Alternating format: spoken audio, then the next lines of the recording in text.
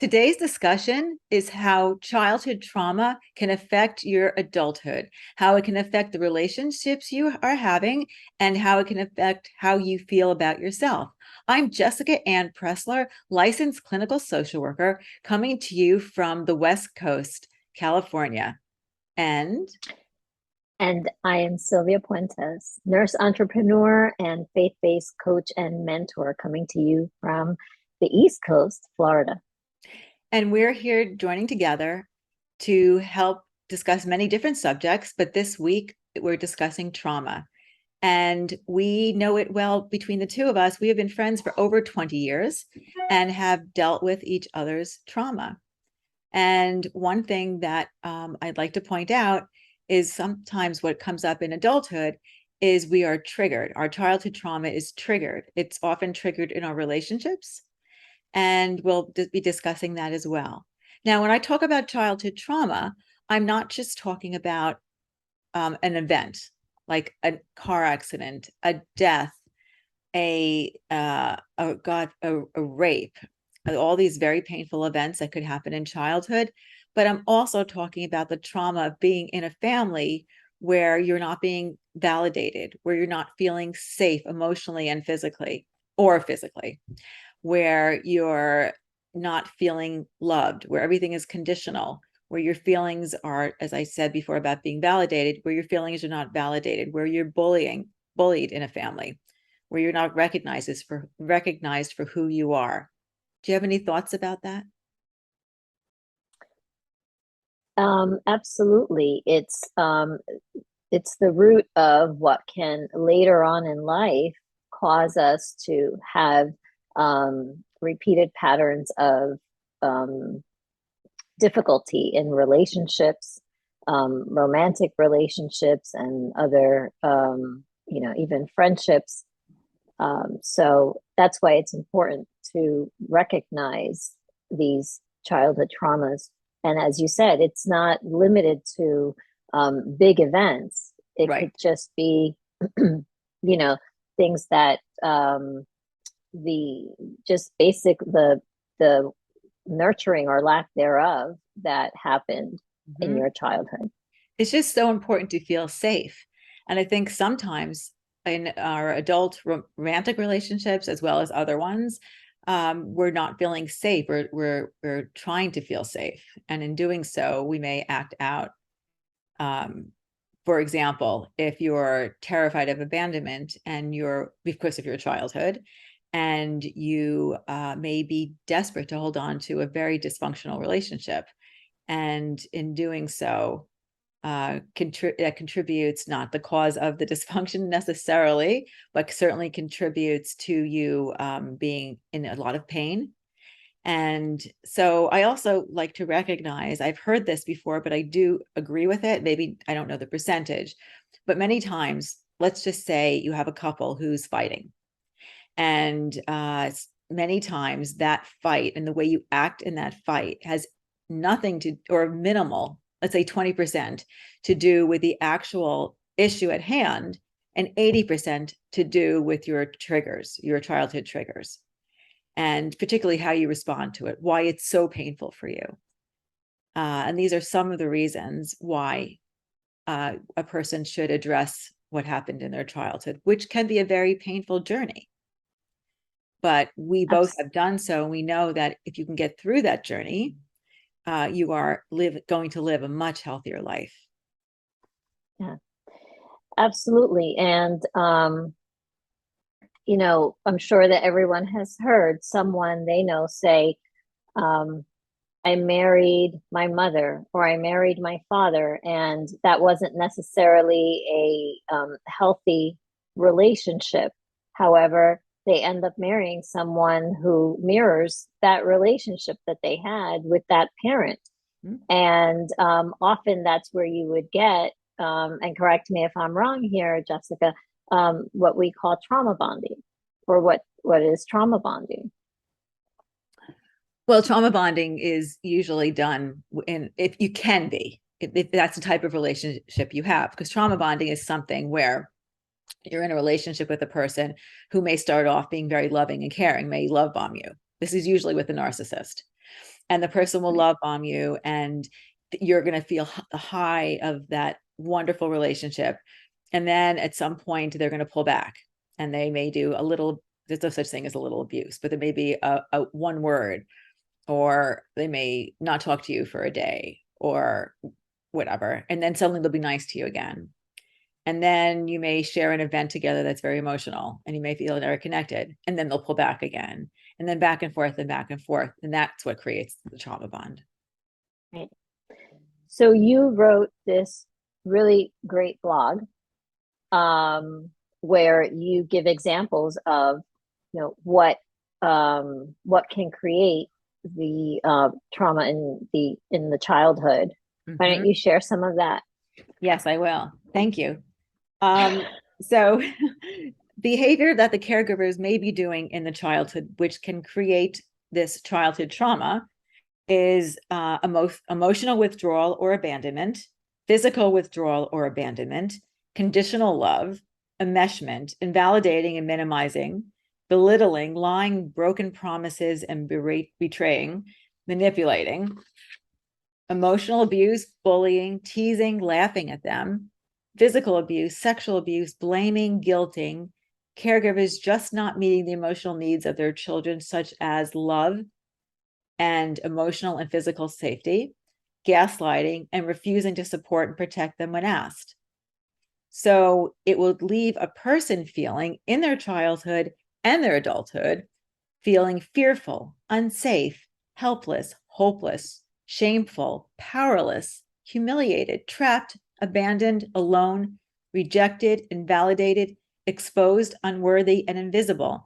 And as you noted before, that if you're choosing similar relationships, all these, well, whatever the feeling is that you're getting from the trauma will pop up again and again. And that emotional feeling, which for me felt like someone was cutting me with a knife every time I felt that, I mistook it as being the actual person I was with. I'm not saying it doesn't, but I think it's magnified by the pain you're feeling from usually your caregiver and what pain they cause that's being triggered again with your adult relationship. Right. And as we said, this is during a time, these are, where the safety, the nurturing is so necessary, and it builds the foundation. That's why, when that is compromised, when there's a crack in that foundation, it'll come out, it'll surface eventually in your life, usually in Absolutely. adulthood. Yeah. And then the need is, once there's that awareness, we may ask ourselves, why do I have this pattern, or why does this keep happening in my life? you know It's Go to physiological. the It's in your brain. right. It's It's actually in you. very, Right. yes. Hmm. So once that awareness comes, we have to then go to the root, find the root of that, and that's where healing can begin. Right. Now, some of the ways that it shows up in adulthood is post-traumatic stress disorder, complex PTSD, depression, anxiety disorders, difficulty in relationships, sleep disorders, eating disorders, attachment issues, abandonment issues, codependency, oh my goodness, unregulated emotions, phobias, grief, and low self-esteem. And it can affect your body. You can get physically ill from this. Absolutely. I mean, Yeah, all kinds of absolutely. eating, so you can get health issues such as headaches and gastrointestinal issues, back and neck issues, infections that are chronic lung and heart disease, liver disease, et cetera, et cetera. Just, it's endless how this can affect, which I would like to stress that it's really important to do this work. It would change Yeah. your life. It changes your relationships. It changes the choices in relationships. It changes how you feel about yourself and how you take care of yourself. And so I want to just touch on what the inner child is when we're going to speak then about how to help. The inner child is that part of you, that little child that's still left inside that remembers the actual trauma. Because sometimes we go through life and we've actually repressed it and we don't Yeah. remember what happened. But there is some part of you that does. And that's the part that's wounded. And that's the part that gets triggered. So I think you had something you wanted to talk about in regard to a wound. You had a really nice analogy. Yeah, I have. So as a nurse, I saw many wounds being debrided by surgeons, and a debridement takes place when there is a dead tissue, and you want to get rid of that dead tissue to try to salvage what the limb, the organ, whatever it is, the limb. And so you're getting to the tissue that is actually still viable in order to try to save that part. And so the surgeon is scalpeling away at all the dead tissue, and the surgeon will stop at the point where there's blood, where you Mm-hmm. get that fresh blood. And though it seems like, oh, who wants to bleed? The blood is a sign of life. The blood is oxygen. So it is painful to get, to go through those layers Mm-hmm. of the dead tissue, of the necrotic tissue, but you get there, you keep going until you get to that point where the bleeding starts. Mm-hmm. And that is where there's life and there's a new beginning for, you know, that wound. So in life, as we're going through that healing process, it is called a healing process, but it's a healing process. We first have to get through all of those layers of the unhealthy, the necrotic stuff, the stuff that's dead, that's not serving us and holding us back before Right. we can get to that point of breakthrough. And it can be a very painful process. It's a lot of stuff that has to come out, but there's breakthrough on the other side of that. And as we've talked about before, there's that abundant life that we're meant to live. I know that when I'm working with someone, I always focus on matter, on the heart, because everything flows from it. Mm-hmm. So, So because of the potential pain that even the end, there's life, but yeah, because of the initial pain, it's important that you don't do this alone. You can right, you can talk to your spiritual life coach or what do you spiritual right. name? Life coach, spiritual I'm a faith-based coach and mentor. Yes. faith-based coach and mentor. I couldn't remember this, or a life coach, or a Right. or a therapist, and there's wonderful programs. So there's someone that I really like to mention. I mentioned it in my blog at jessicaannpressler.com. Her name is Lisa A. Romano, and she has a program on her website, lisaaromano.com. And one of the things she talks about in healing your inner child are these following tips. To start meditating to help slow down the thoughts and catch unhealthy thinking. So you have to retrain your mind.